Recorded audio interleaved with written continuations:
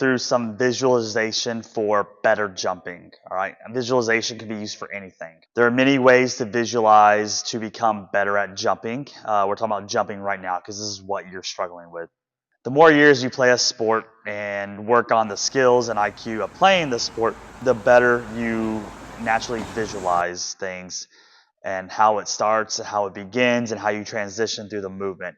Sometimes you don't even realize you're doing this because you've been doing it for so many years, so many games, so many practices, so many reps and sets that now it's just natural. You see a little bit in your head, it's coming faster at you. For something that you're struggling with like jumping, you need to play it back more slowly. We need to realize that this isn't flying. This the other is parts have become automatic, and this part you have to be more proactive to become automatic. Okay, that's what a lot of great jumpers do. You look at not just volleyball players and how they go; they visualize, they see the attack in games on the vertex. You look at Olympics, okay, the pole vaulters, the high jumpers, the broad jumpers, the triple jumpers. They are all visualizing how they want things to go because they can't just run as fast as they can and hey, that's what we're doing. You got to treat it like the relay people. Yeah, they got to run fast, but they have to visualize and practice the handoffs, practice on how they go through their lanes, okay? Compared to jumping up to hit the vertex as high as you can to see where your vertical is, you have significantly less reps in this area. I've already said this. So once again, you got to be proactive with the visualization on how to perform and how to attack in your testing when there is no ball in play, there's no dose of adrenaline, there's nobody to compete against and make them look silly on your next highlight reel. So that way you can develop in the most boring, controlled environments where you don't have that extra hype. It's just you, okay? I can't count how many of my college players have struggled half the time to hit their best on the vertex, but in the game film, it shows that they could probably hit as high as 4 inches higher, whether that's on a block or on an approach, okay? So you're not the only ones here. Once again, these girls were already committed to D1. They hit high enough to go D1, but they were still stuck. The visualization helps you as you get closer and closer to your highest touch, if not hit a PR, okay? You guys, if I gave y'all 3 attempts, those first 2 attempts, you're hitting your highest usually, okay? Especially if you've done the homework, you've done the amount of reps over time on the vertex. But you have to then even with the experience, you have to visualize even more as you hit, if you start going towards your highest touch, okay? If you're trying to, maybe you already hit your highest touch on the first, second go. Now you're trying to go for a new PR. Takes a lot more visualization, a lot more being proactive at this, okay? So when going through the visualization, it gives you a reflection of what your vertical jump ability has been like, whether on a block or an approach. It shows you step by step, actual literal steps in the approach, but also how you sequence your movements, whether that's standing in place, how you gather your arms, how you bend over, how you ground the floor, how you flip and swing up, okay? Then all the steps, okay? Smooth and slow, and to fast and explosive as you take one more step each time, okay? Over and over, you visualize, you see yourself where you started and where you are more recently, okay? There's a big change, even if you got work to do. Trust me, there's a big change. What does this look like in your head?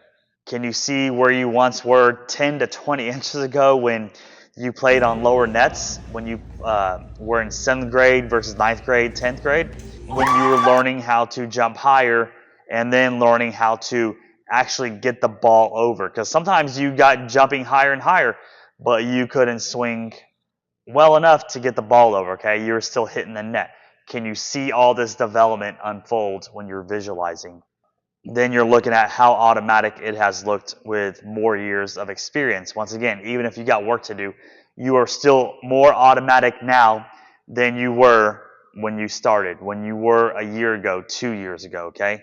Look at your best jumps. See the sequence of movements, once again, through the steps, the swings, your posture, your angle you're taking, because there's that little rotation and angle you take in an approach, okay? You're seeing these steps into the jump, okay? What were you doing great at? on your best jumps, okay? You remember these days. Everybody remembers their best jumps. Everybody remembers their best sprint. Everybody remembers their best games, okay? Let's not act like we don't. What were you doing great at? Hey, man, I loosened up a little bit, but I was still strong moving to the floor. My hip level was down about the whole time. I had good posture. I wasn't leaning back. I wasn't leaning too far forward. I gathered my feet and turned at a great amount, and I didn't lose as much speed into that jump. I had my arms timed. They were still back here as I turned and lowered and got up, okay? I had everything down. What does everything down look like? That's what you did that day, okay?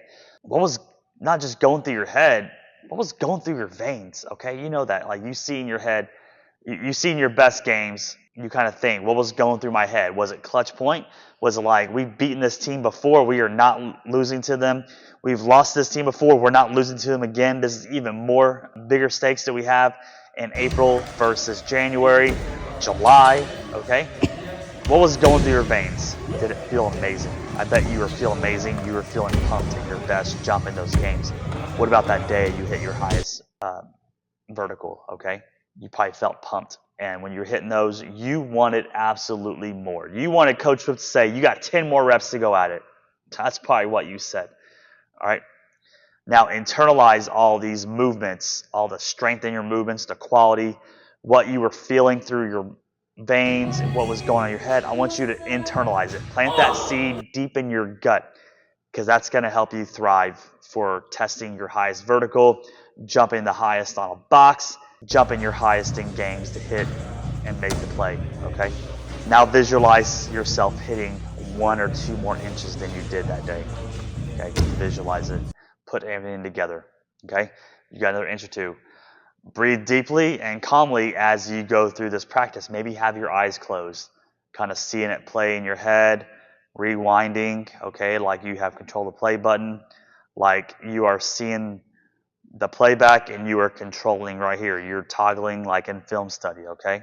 See the outcome of the higher jump as you rehearse and play back in your head. What little bit more you need to put into everything or certain sequences in order to make that extra 1 or 2 jump happen, okay? I want you to do this for every attempt on the vertex, every attempt on the box as we go up 4 to 6 inches, every attempt on the jump mat when we're just jumping straight up to see how we float. How does everything look from the ground up? Are you maintaining your position and you're letting things go as high as you can, trying to reach up as high as you can and not just fall down, okay? You're trying to make yourself float. Feel yourself float. See yourself float.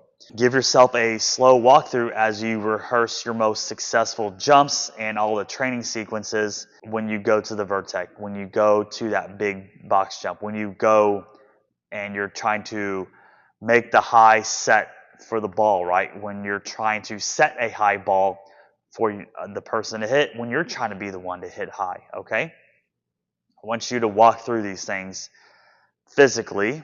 If you're in a testing position, walk through them every time. Give yourself a few seconds to walk through every time. Walk forward slowly, walk backwards, rehearse it, and go at it. See it all in your head and apply it as you are moving. Gain back that feeling in your veins that we internalize in our gut so that you can make it happen for your biggest, most explosive, highest jump and maybe get an extra inch, okay? You have to rewind these things. You do it enough on the court for skills when the ball's not in play, when you don't have adrenaline, okay? You need to bring all that at your best moments in testing and in games so that way you can test higher.